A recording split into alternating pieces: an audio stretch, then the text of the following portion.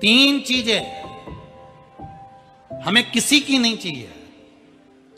एक पांव की चप्पल, ना जाने किसका काल मंडरा रहा था, ना जाने किसकी काल चल रहा था, ना जाने कौन सा बेकार ग्रह चल रहा था, और किसी की पड़ी हुई चप्पल तुम लेकर चले गए, वो काल तुम्हारे माथे पर चढ़ गया। तुमने सोचा ये चप्पल जब से पहनी है तकलीफ आ रही है, तो तुमने घर के दरवाजे पर रख दी, तो भी वो काल नहीं टला, काल नहीं टला।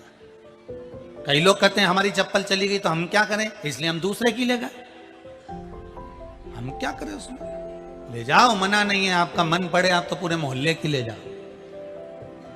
कथा जब पूरी हो जाए ना, तो ये ग्राउंड में बहुत सारी चप्पल पड़ी मिलेगी, तुमको देखना हो, तुम्हारी मर्जी पड़े, तुम बोरा लाओ, उन्हें भर के ले जाओ, मना नहीं है।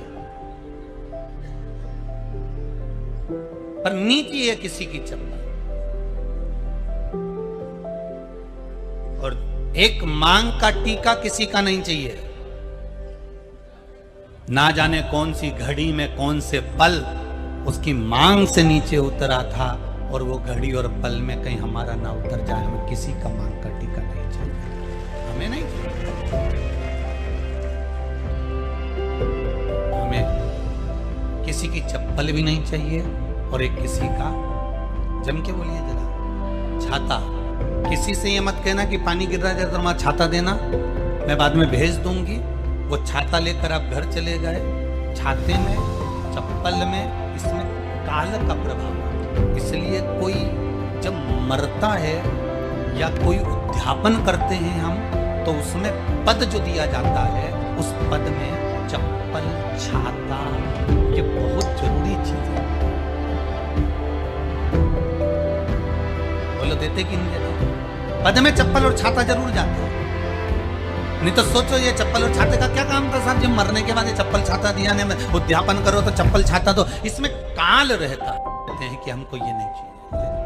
कदम चलकर हम शंकर के मंदिर तक, शिवालय तक पहुंचते हैं, भगवान शंकर के शिवलिंग तक, शिवालय तक पहुंचते हैं। जैसे गंगा का जल लेकर नीलकंठ तक जाते हैं, गंगा का जल लेकर वेदनाथ जी तक जाते हैं, गंगा का जल लेकर काशी विश्वनाथ तक जाते हैं, छिपरा का जल लेकर महाकाल तक जाते हैं, नर्मदा का जल लेकर ओमकार तक जाते हैं। वैसा ही पुण्य अपने घर से एक जल का पात्र लेकर चढ़ाते हैं, तो वो पुण्य हमारे खाते में दिखाते चले।